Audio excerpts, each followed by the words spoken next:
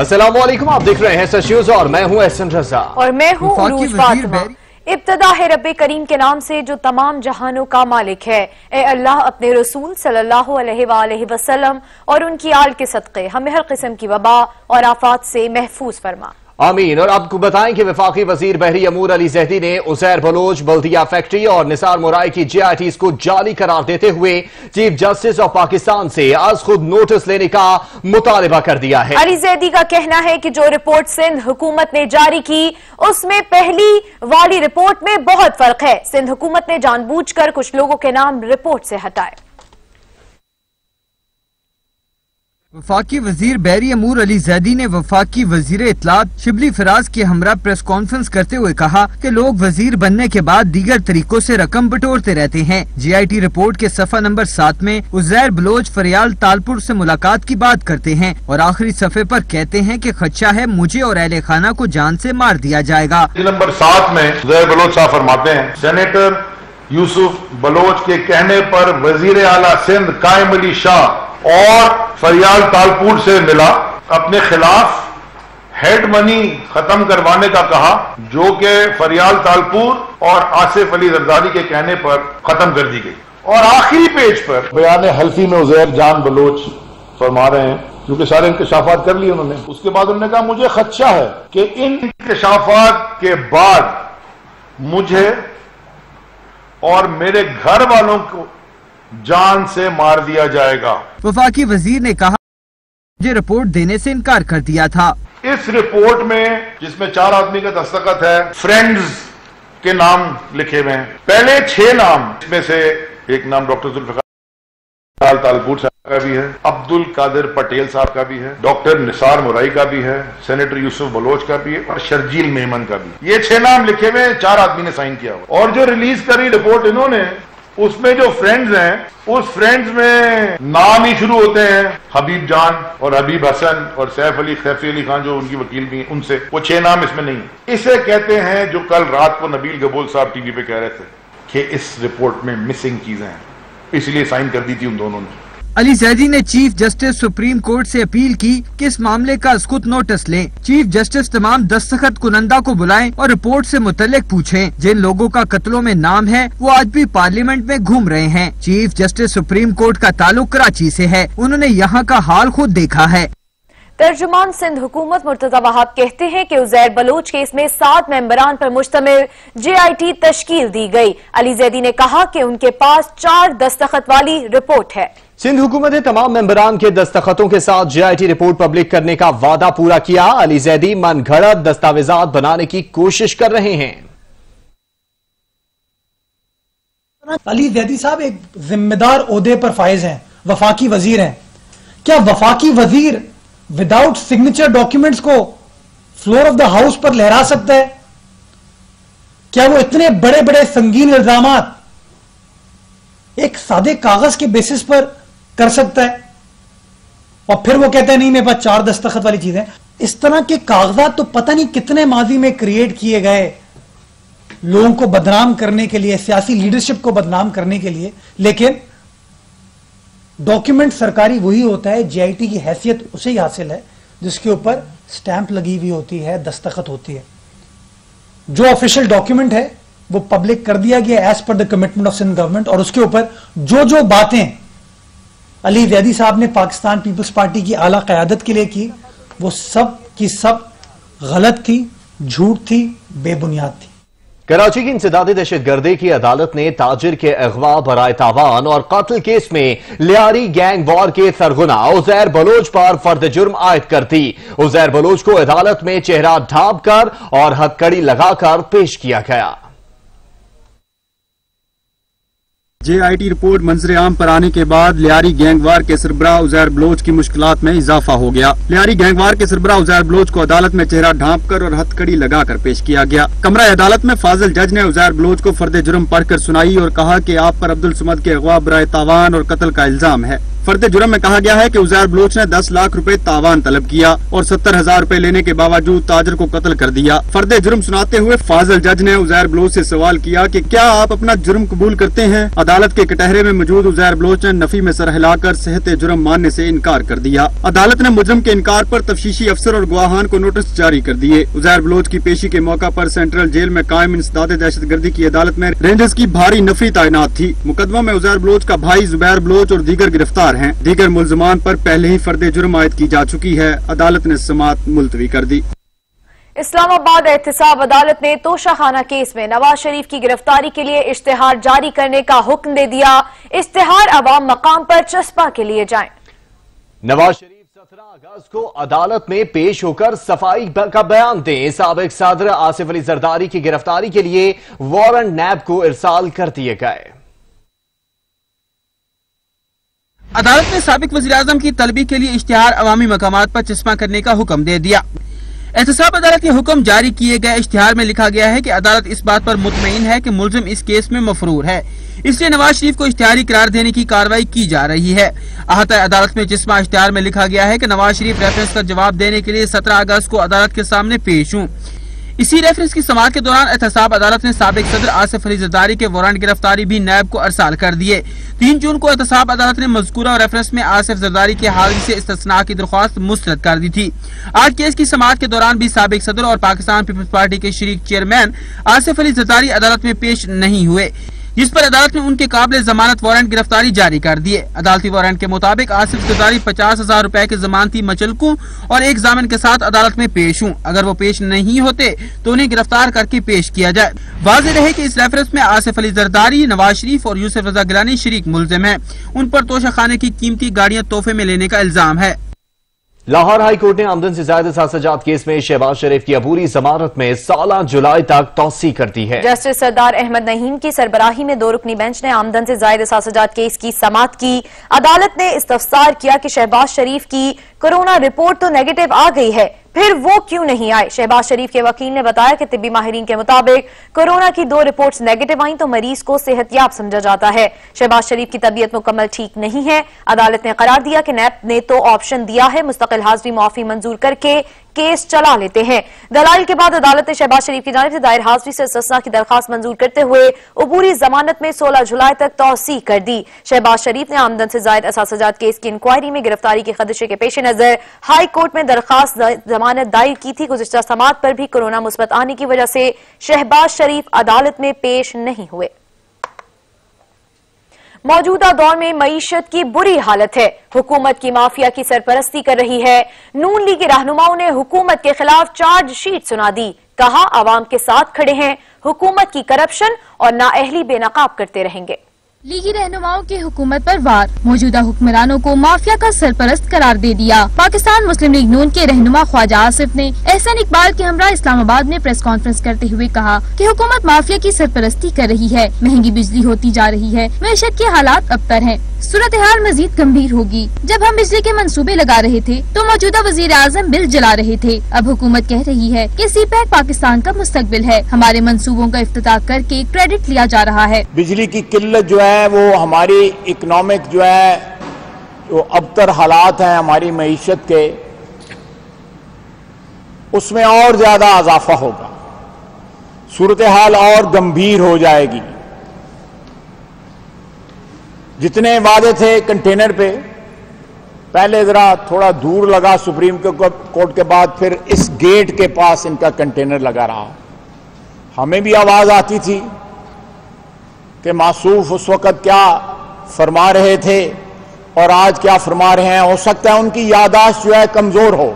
एहसन इकबाल ने कहा कि विजन 2025 के जरिए वाटर, एनर्जी, फूड सिक्योरिटी के विजन को इकट्ठा किया। इस हुकूमत ने मंसूबे को तबाह कर दिया। नून लीग ने मईशत को तरक्की की राह पर गामजन किया। हुकूमत ने हमारे मंसूबों को खाक में मिला दिया। नाअहल हुकूमत की वजह से मुल्क पीछे की तरफ जा रहा है। सीपैक का पहला मरहला इंफ्रास्ट्रक्चर का मंसूबा था, जो पाकिस्तान में फूड सिक्योरिटी, वाटर सिक्योरिटी और एनर्जी सिक्योरिटी को मिला के हमने मुल्क की तरक्की का रोड मैप बनाया था, उसे इन्होंने डस्टबिन के अंदर फेंक दिया है। ये वो हुकूमत है कि जो 2 साल से बगैर किसी डेवलपमेंट प्लान के काम कर रही है। पाकिस्तान को इन्होंने आगे क्या लेके जाना था, ये अब पाकिस्तान को ढलवान पे डाल चुके हैं, जिससे हम अपने खित्ते की दीगर मईशतों से बहुत रफ्ता रफ्ता पीछे चले गए हैं। मुस्लिम लीग नून के रहनुमाओं का कहना था कि वजीर आजम मुस्लिम लीग नून के मंसूबों का फीता काट रहे हैं। मुल्क पर उनके झूठ की नहुसत है। ML1 मंसूबे की 2018 में फिजिबिलिटी रिपोर्ट मुकम्मल हो चुकी थी। बिजली की लोड शेडिंग पर PTI रहनुमा आपस में उलझ पड़े। आमिर लियाकत हुसैन ने उमर अयूब को सोशल मीडिया पर कड़ी तनकीद का निशाना बनाया। आमिर लियाकत हुसैन ने वफाकी वजीर को धमकी दी कि कराची वालों की आवाज सुने, ऐसा न हो कि कराची वाले फट पड़े। बिजली की लोड शेडिंग पर खुद PTI रहनुमा डॉक्टर आमिर लियाकत हुसैन भी बिलबिला उठे। अपने ट्विटर अकाउंट से वफाकी वजीर उमर अयूब को खरी खरी सुना दी। डॉक्टर आमिर लियाकत ने पहले उमर अयूब के वालिद गौहर को गौर लिखा और फिर साथ ही उमर अयूब के काफ लीग नवाज लीग के इंतखाबी इश्तिहार भी शेयर किए। यही नहीं, डॉक्टर आमिर लियाकत हुसैन का कहना था वही गौर अयूब जिन्होंने लियाकताबाद में गोलियां चलाई थी। कराची में प्रेस कॉन्फ्रेंस करते हुए आमिर लियाकत हुसैन का कहना था, उमर अयूब खान से मैंने कहा कि इसका नोटिस लें। उन्होंने कहा कि मेरा कोई ताल्लुक नहीं। पाकिस्तान का सबसे बदतमीज वजीर जो है उसका नाम है उमर अयूब खान। ये पाकिस्तान के बदतमीज वज़रा में शुमार होता है, जो कि हमारी पार्टी में है। इस आदमी से मैंने floor of the house assembly में अभी तब भी मैंने कहा, इशाई में मैंने कहा कि के इलेक्ट्रिक किसकी जिम्मेदारी है। अगर आपकी जिम्मेदारी नहीं है तो नेपरा की होगी, नेपरा की नहीं तो कोई तो उसको कहे। तो उस पर उमर अयूब खान ने मुझसे कहा कि हमारा कोई ताल्लुक नहीं कराची की के इलेक्ट्रिक से और हमारा कराची वालों को बिजली देने से कोई ताल्लुक नहीं है। ये उमर अयूब खान के अल्फाज हैं।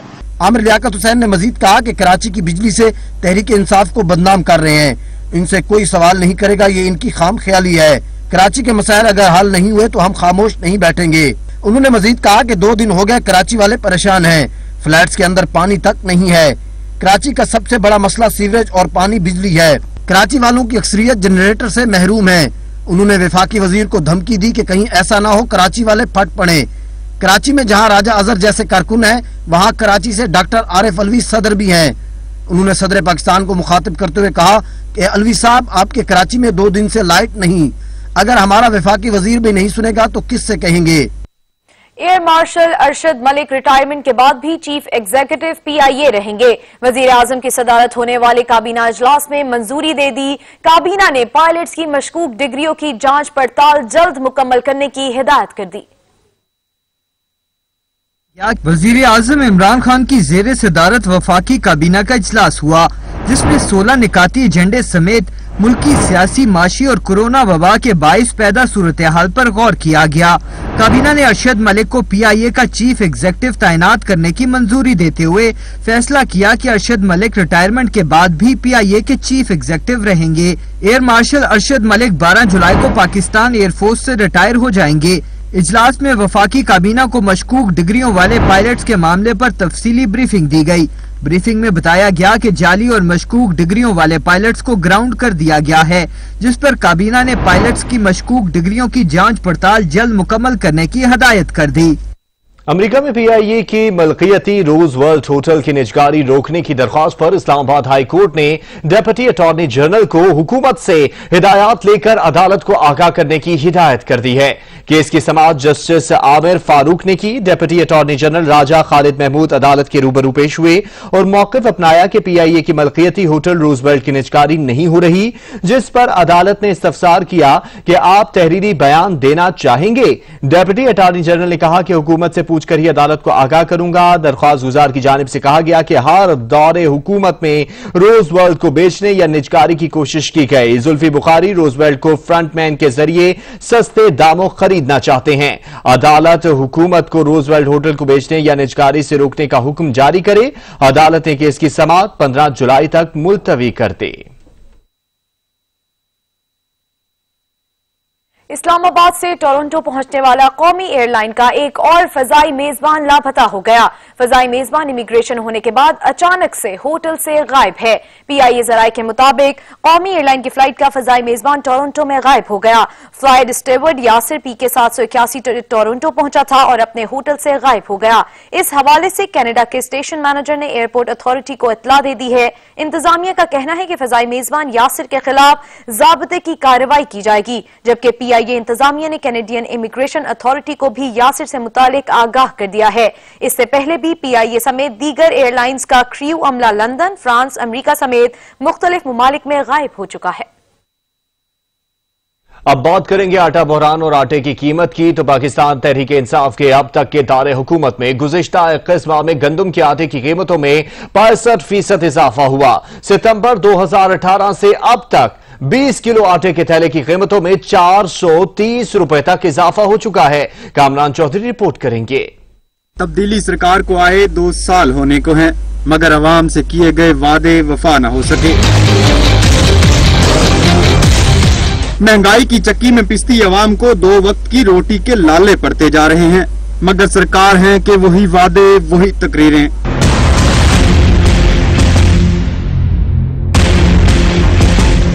सितंबर 2018 से अब तक के तहरीक इंसाफ के दौरे हुकूमत के दौरान आटे की कीमतों में तकरीबन 430 रुपए तक इजाफा रिकॉर्ड किया जा चुका है। गुज़िश्ता 4 हफ्तों के दौरान 20 किलो आटे के थैले की कीमत में 31% इजाफे के बाद 20 किलो आटे का थैला 810 रुपए से बढ़कर 1070 रुपए तक पहुँच चुका। सरकारी अदाद-ओ-शुमार के मुताबिक महकमा खुराक ने गंदम का वाफर जखीरात 6.9 मिलियन मैट्रिक टन कर रखा है। अदाद-ओ-शुमार के मुताबिक आटे का 20 किलो का थैला सितंबर 2018 में 640 रुपए का था और जुलाई 2020 में सिंध, पंजाब और बलोचिस्तान में 1050 रुपए से 1070 रुपए तक का है। KPK में 20 किलो आटे के थैले की कीमत 1100 से लेकर 1150 रुपए तक है।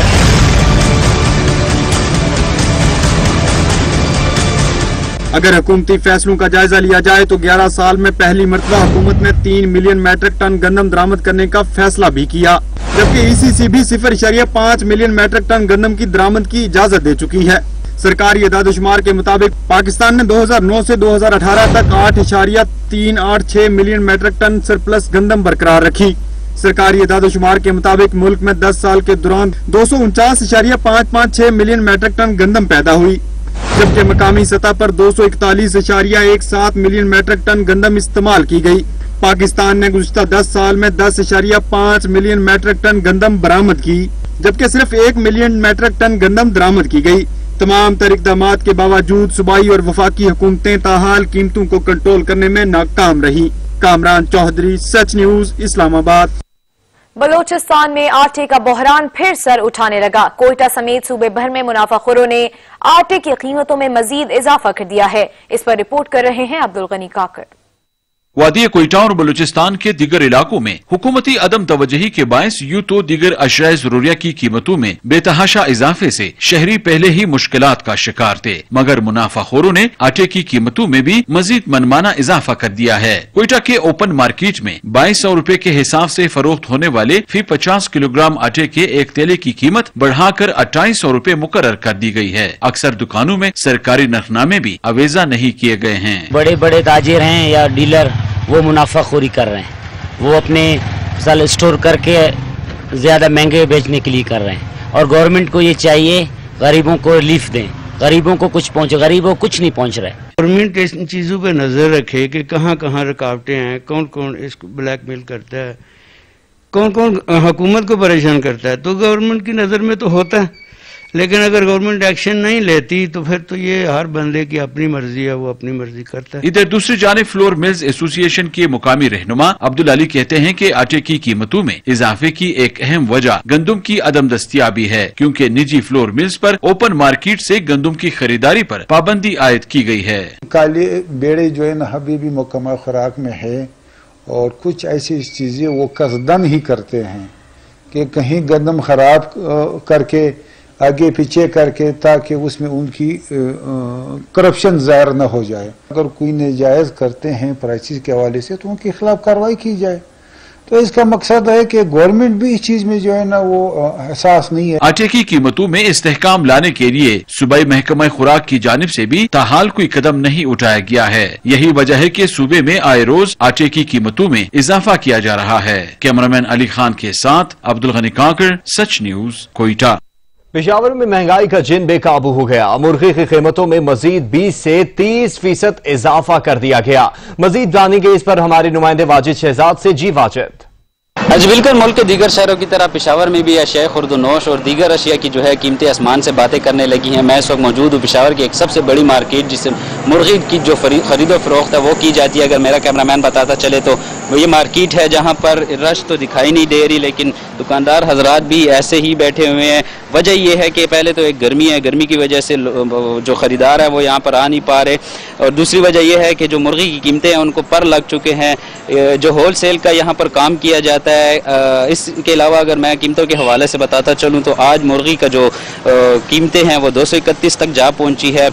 इसी तरह गुज़िश्ता रोज़ जो कीमतें थी वो 217 थी, 217 रुपये में फ़रोख्त की जा रही थी। अब देखने में यही आ रहा है कि मुर्गी की कीमतों को पर लग गए हैं। एक बड़ी वजह यह है कि जो शादी हाल और दीगर फंक्शन वगैरह हैं वो तो बंद हैं जिस कोरोना वबा की वजह से, लॉकडाउन की वजह से, लेकिन इसके बावजूद भी मुर्गी की कीमतें जो हैं उनमें दिन ब दिन इजाफा देखने को आ रहा है।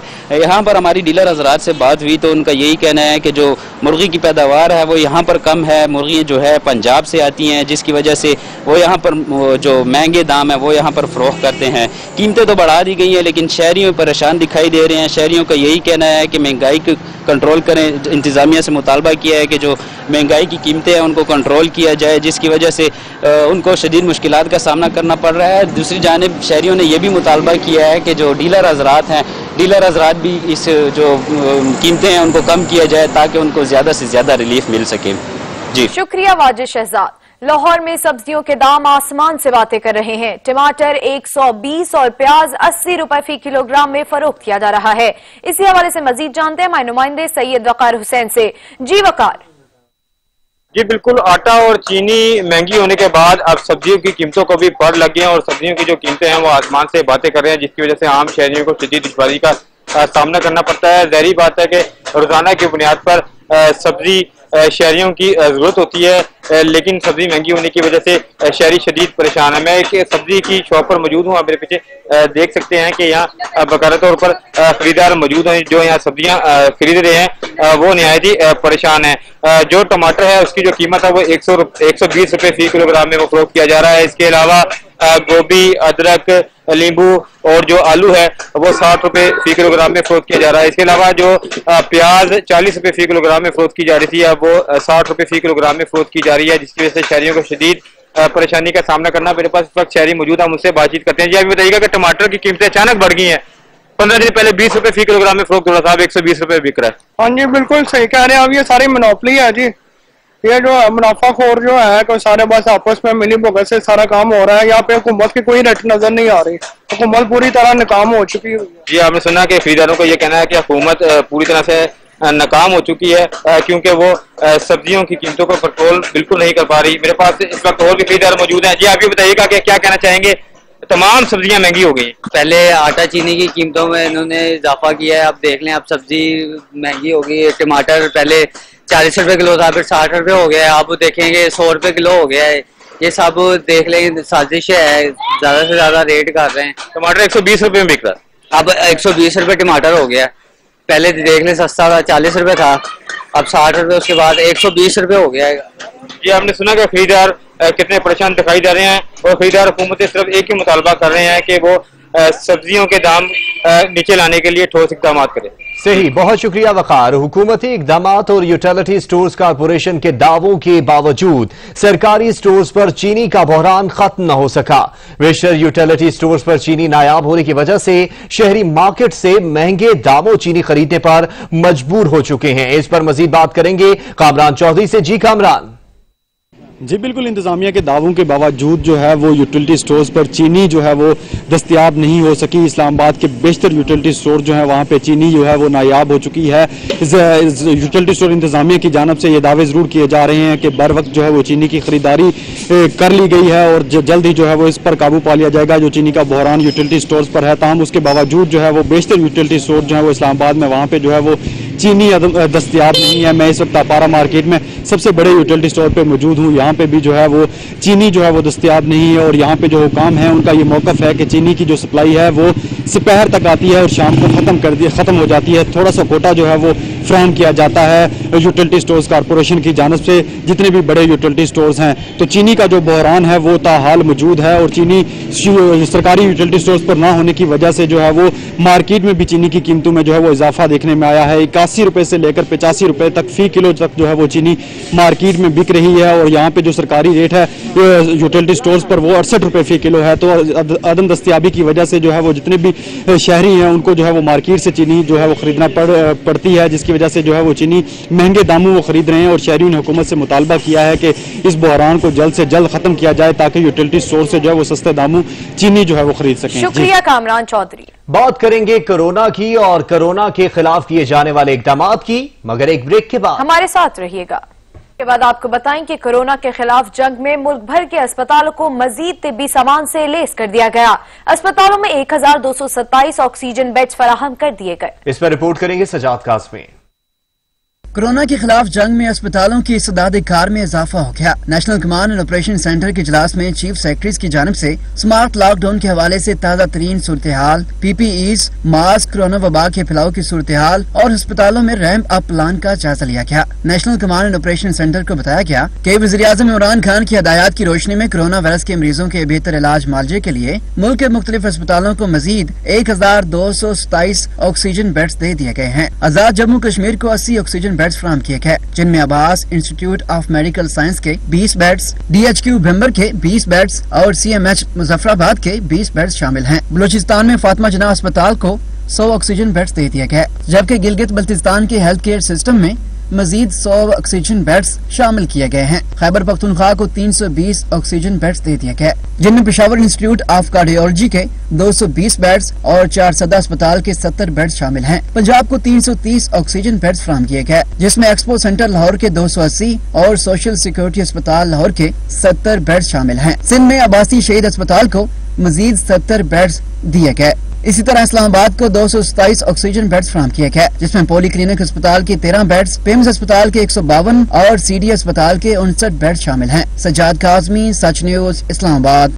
कोरोना वायरस के फैलाव को रोकने के लिए वफाकी दारुल हुकूमत इस्लामाबाद में स्मार्ट लॉकडाउन जारी है, जिसके बायस कोरोना मरीजों की तादाद में कमी हो रही है, जबकि जिला इंतजामिया कोरोना के हसास इलाकों को बंद करने पर भी गौर कर रही है। रिपोर्ट करेंगे असलम खोखर। वफाकी दारुल हुकूमत इस्लामाबाद में स्मार्ट लॉकडाउन का सिलसिला जारी, मुस्बत नतायज आने शुरू हो गए। दिन ब दिन कोरोना वायरस के मरीजों में कमी होने लगी। शहरियों का कहना है कि जिला इंतजामिया की स्मार्ट लॉकडाउन की पॉलिसी मुअस्सर साबित हो रही है और हमारी भी जिम्मेदारी है कि इस मुश्किल वक्त में हम हुकूमत का साथ दें ताकि इस मूजी बीमारी से निजात मिल सके। ये हुकूमत के देखे नजर तो बहुत अच्छा सिस्टम है कि स्मार्ट लॉकडाउन किया गया है, जिसकी वजह से जो कोरोना के मरीज है उनमें बहुत कमी आ रही है। और तो अच्छी हिकमत अमली है हुकूमत की तरफ से और हमें भी इस चीज़ में गवर्नमेंट का, हुकूमत का साथ देना चाहिए और इसमें काफ़ी देखने में आए कमी भी आई है। गौरीटाउन के सील करदा फेजेज में ड्यूटी सर अंजाम देने वाले पुलिस अफसरान का कहना है कि स्मार्ट लॉकडाउन को मुअस्सर बनाने के लिए तमाम SOPs पर अमल दरामद को यकीनी बनाया जा रहा है और इस हवाले से लोगों को आगाही भी दी जा रही है। यहाँ पे तकरीबन ये 11वां दिन है स्मार्ट लॉकडाउन का। हम लोगों को रोकते हैं, उनको ब्रीफ करते हैं, जिन्होंने मास्क नहीं पहना होता है उनको बताते हैं, मास्क की अफादियत बताते हैं, ये बहुत ज़रूरी है और जिससे काफ़ी फ़ायदा है। लोग कोरोना वायरस के मुतालिक वाकिफियत भी ले लेते हैं, जिसकी वजह से बीमारी में काफ़ी कमी वाक़या हो रही है। स्मार्ट लॉकडाउन के तहत सील किए गए इलाकों की सूरत हाल बेहतर होने पर जिला इंतजामिया दीगर इलाकों की सर्विलेंस जारी रखे हुए है ताकि कोरोना वबा के फैलाव के पेश नजर मजीद इकदाम उठाए जा सके। कैमरामैन बिलावल खुर्शीद के साथ मोहम्मद असलम खोखर, सच न्यूज, इस्लामाबाद। पंजाब हुकूमत ने ईद उल अजहा करीब आते ही कमर कस ली। लाहौर में तमाम शॉपिंग मॉल्स और बाजार बंद करने की तजवीज वफाक को भिजवा दी। नबील नकवी रिपोर्ट करेंगे। ईद कुर्बान करीब आते ही पंजाब हुकूमत ने भी तैयारियां शुरू कर दी। एक जानिब अगर मवेशी मंडियां कोरोना SOPs के साथ लगाने की इजाजत दी गई तो दूसरी जानिब हुकूमत पंजाब ने लाहौर में 25 जुलाई से तमाम बड़े शॉपिंग मॉल्स और बाजार बंद करने की तजवीज भी वफाक को भिजवा दी। सबसे पहले ये है कि अगर 25 को ये दोबारा बंद करेंगे, आगे ही हम भूखे मर रहे हैं। पहले भी लॉकडाउन हुआ है, बहुत जलील हो गए हम, कारोबार खत्म हो गए, मईशत खराब हो गई। हमारा कारोबार तो चलता है लोगों की वजह से, वो लोग ही नहीं आएंगे तो कारोबार कैसे चलेगा। पंजाब हुकूमत की जानिब से भेजी गई तजवीज के मुताबिक 25 जुलाई से लाहौर के बाजार और शॉपिंग मॉल्स को ईद अयाम तक बंद कर दिया जाए ताकि ईद के करीब बाजारों में होने वाले मुमकिन रश और कोरोना के फैलाव को रोका जा सके। पंजाब हुकूमत की जानिब से दी गई तजवीज पर हतमी फैसला वफाकी हुकूमत मशावरत के बाद करेगी। कैमरामैन मोहम्मद मुबशर के साथ नबील नकवी, सच न्यूज, लाहौर। आईजी पंजाब शोएब दस्तगीर कहते हैं कि मेरिट और सीनियरिटी के मुताबिक महकमाना प्रमोशन फोर्स में शामिल हर एहलकार और अफसर का बुनियादी हक है। आईजी पंजाब शोएब दस्तगीर की जेर सदारत सेंट्रल पुलिस ऑफिस में एग्जीक्यूटिव बोर्ड का इजलास हुआ, जिसमें additional IG establishment BA Nasir और DIG लीगल जवाद डोगर ने प्रमोशन रूल्स ड्राफ्ट पर ब्रीफिंग दी। इस मौके पर आईजी पंजाब का कहना था कि दफातर और फील्ड में फराइज सर अंजाम देने वाले अफसरों एहलकारों की कारकर्दगी जांचने के लिए परफॉर्मेंस इंडिकेटर्स को मद्देनजर रखा जाए। इंस्पेक्टर के प्रमोशन बोर्ड इजलास का इनेकाद मुतल्लिका रीजन या CPO में करने का हतमी फैसला आइंदा इजलास में किया जाए। उन्होंने हिदायत की कि अफसरानों एहलकारों की कारकर्दगी रिपोर्ट और पेशा वराना तरबियत समेत दीगर उमूर को भी तरक्की में मलहूज खातिर रखा जाए। इजलास में फैसला साजी के लिए तमाम अफसरान ने जेर बहस उमूर के हवाले से तजावीज और सिफारिशात पेश की। प्रमोशन रूल्स को बेहतर से बेहतर बनाने के लिए इजलास में अफसरान की जानिब से दी गई तजावीज को मद्देनजर रखा जाए। मजीद खबरें एक ब्रेक के बाद। हमारे साथ रहेगा। शहर कायद में आज भी बादल बरसने को तैयार हैं। मौसम होगा खुशगवार, लेकिन बिजली की बेवफाई, उबलते गटर, पानी फैलाती नदियों का ताफुन और सड़कों पर फिरते आवारा पानी से शहरियों की अजियतों में इजाफा ही होगा।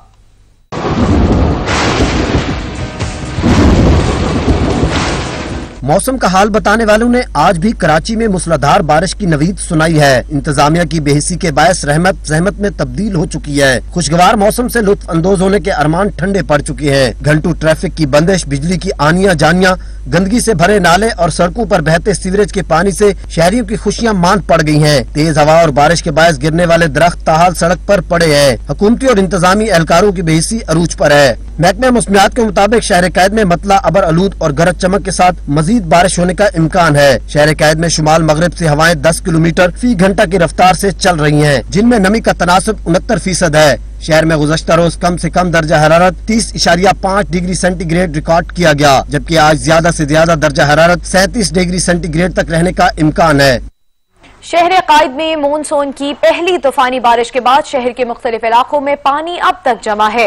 कोरंगी समेत दीगर इलाकों में सड़क किनारे लगे हुए सैकड़ों दरख्त गिर गए हैं। बिजली के खंभे और PMTs भी जमीन पर आ गए, जिसकी वजह से शहरियों को शदीद मुश्किलात का सामना करना पड़ रहा है।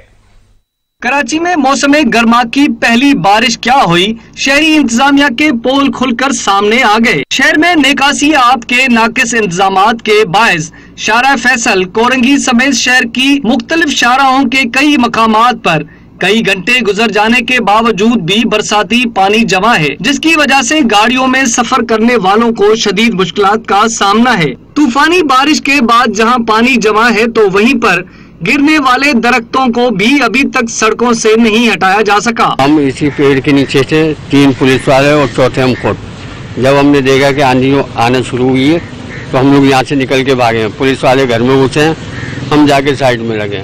वैसे ही गिरा है ये पेड़ और साथ में PMT भी लेके गिरा है। यहाँ भी काफी नुकसान हुए लोगों को। बारिश हुई है, इससे काफी नुकसान हुए हैं, पेड़ सारे गिर गए, PMT गिर गई, रात भर से हम परेशान है, लाइट नहीं है। महकमा मौसमियात ने कराची में एक हफ्ता पहले ही तेज तूफानी बारिश का इम्कान जाहिर किया था, लेकिन इंतजामिया की जानिब से बारिशों से पहले इंतजामात नहीं किए गए, जिसकी वजह से शहरियों को शदीद परेशानियों का सामना करना पड़ रहा है। महकमा मौसमियात ने आज से मजीद बारिश होने की पेशगोई कर दी है, जिसके बाद शहर में मजीद सूरत हाल खराब हो सकती है।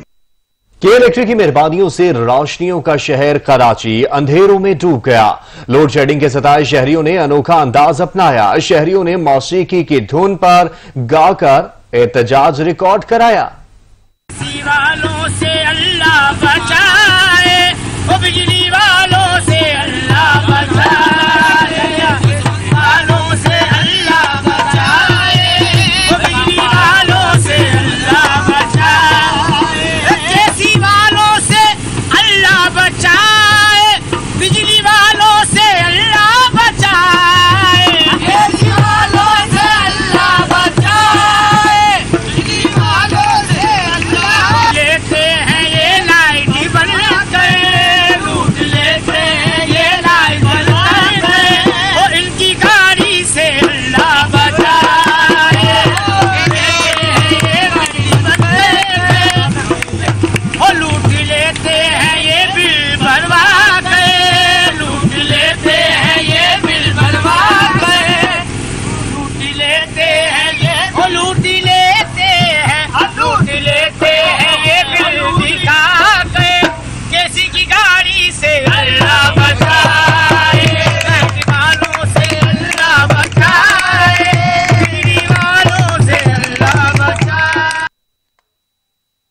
डायरेक्टर मेट सरदार सरफराज ने कहा है कि कराची में आज भी बारिश का सिस्टम जनूब मशरक में मौजूद है। मौजूदा सिस्टम में गुज़िश्ता रोज की तरह शिद्दत मौजूद है। बादल भी मौजूद हैं लेकिन हबस भी है। गरज चमक के साथ आज भी बारिश का इम्कान है।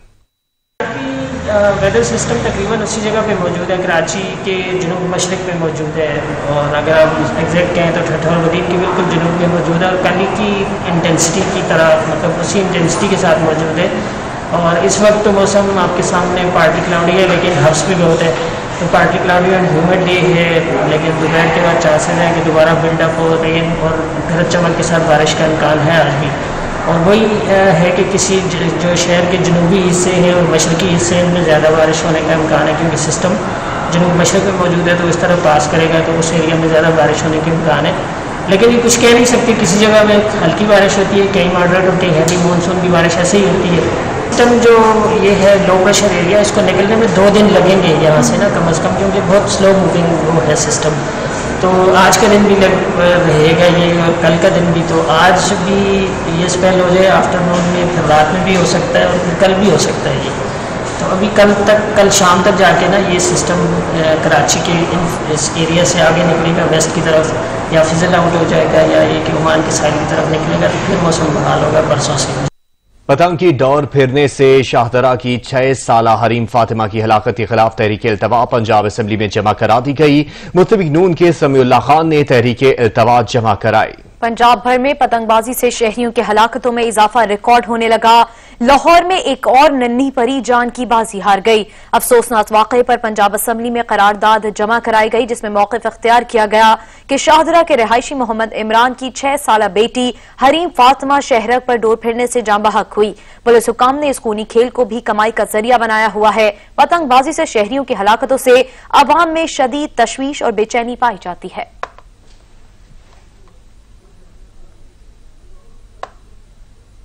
मिलावट माफिया के खिलाफ पंजाब फूड अथॉरिटी की कार्रवाइयां जारी हैं। हजारों लीटर नाकिस जूस और दूध को तल्फ कर दिया गया। पंजाब भर में 1436 मकामात की चेकिंग, 166 के खिलाफ कार्रवाइयां की गईं। रिपोर्ट कर रहे हैं फरहान एजाज।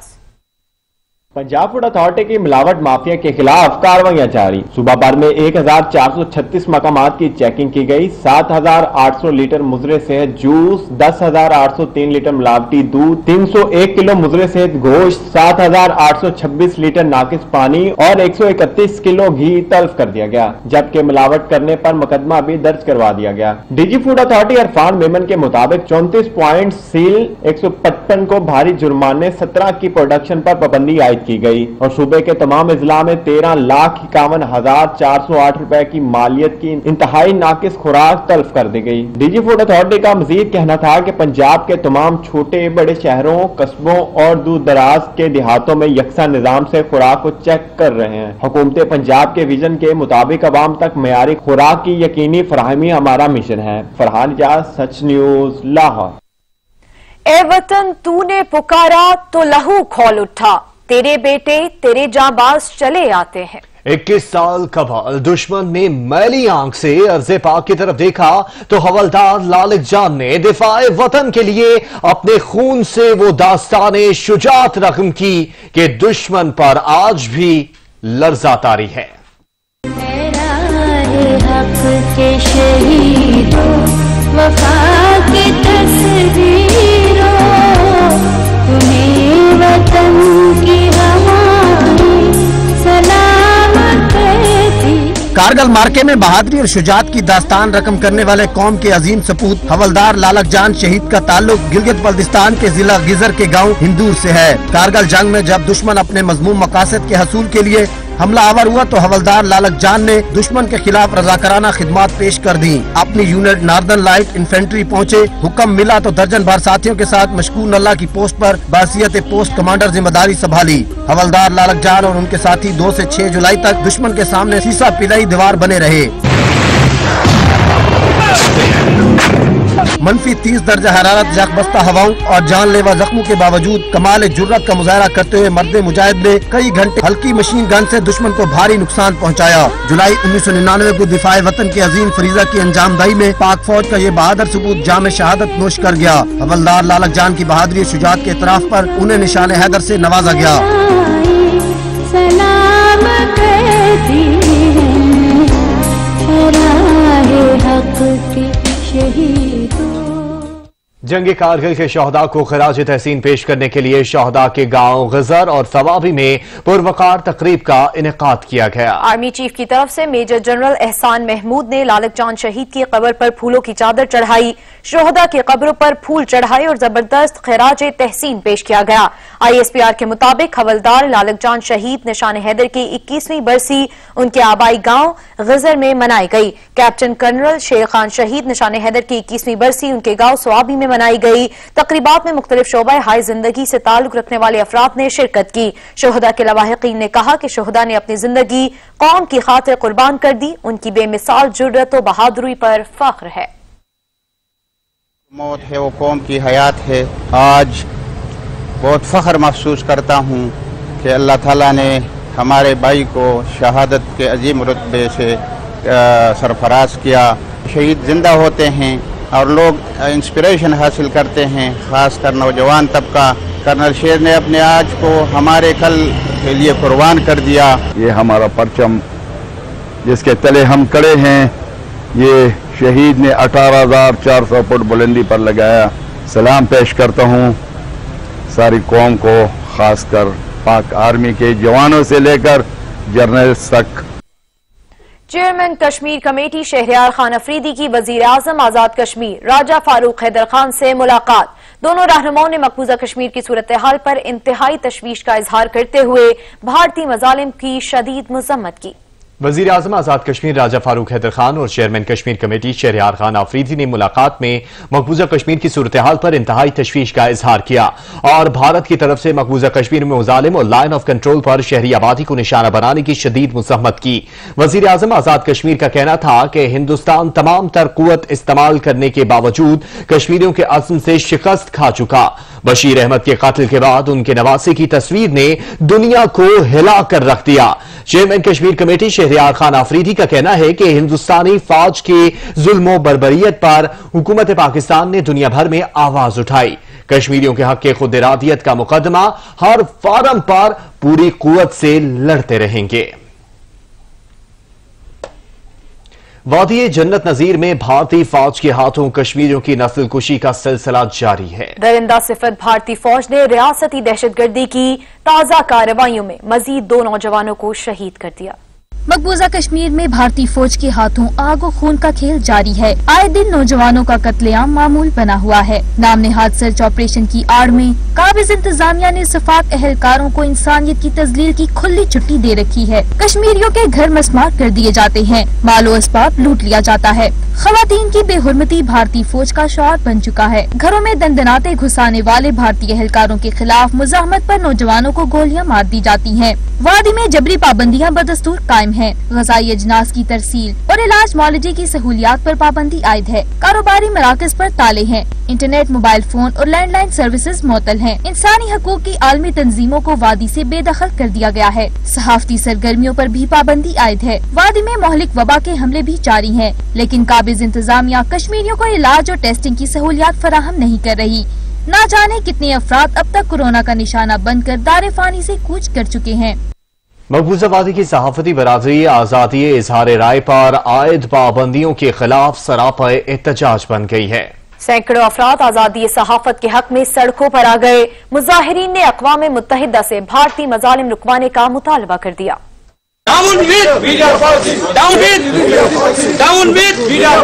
सेंसरशिप को खत्म करो, खत्म करो, मीडिया पॉलिसी को खत्म करो, खत्म करो, मीडिया पॉलिसी को। और अब खबरें शामिल करेंगे खेल के मैदान से। कौमी league spinner Yasir Shah England में बेहतर कारकर्दगी के लिए पुरअज़्म। कहते हैं spin bowling coach Mushtaq Ahmed की रहनुमाई में गूगली पर तवज्जो दे रहे हैं। सीरीज में पहले जैसे परफॉर्म में ही नजर आएंगे, इस पर रिपोर्ट करेंगे वकार हुसैन। शाहीनों के इंग्लैंड के खिलाफ सीरीज के लिए 1 माह पहले ही इंग्लैंड में डेरे, खिलाड़ियों की भरपूर प्रैक्टिस भी जारी। कौमी लेग स्पिनर यासिर शाह की वीडियो लिंक कॉन्फ्रेंस पर सहाफियों से गुफ्तगू। कहा 4 माह बाद क्रिकेट बहाल होने पर खुश हैं। फास्ट बॉलरों को नहीं करते, साथ में स्पिनर्स को भी पीसीबी, क्योंकि अगर आप देखें तो यहाँ पे 2-3 स्पिनर जिसके लिए पीसीबी ने अलग कोच स्पिनर कोच दिया हुआ है, मुशीबे को दिया हुआ है। तो ये पीसीबी हमारे लिए और हम सारा कुछ कर रही है स्पिनर्स के लिए भी और फास्ट बॉलर, क्योंकि एक जैसे देखते हैं। यासिर शाह कहते हैं कि टीम ना तजर्बेकार हरगिज नहीं, तमाम खिलाड़ी इंग्लैंड की कंडीशन से हम आहंग हैं। हाजिर होते हैं कुछ देर में न्यूज हेडलाइंस के साथ। देखते रहिए सच न्यूज।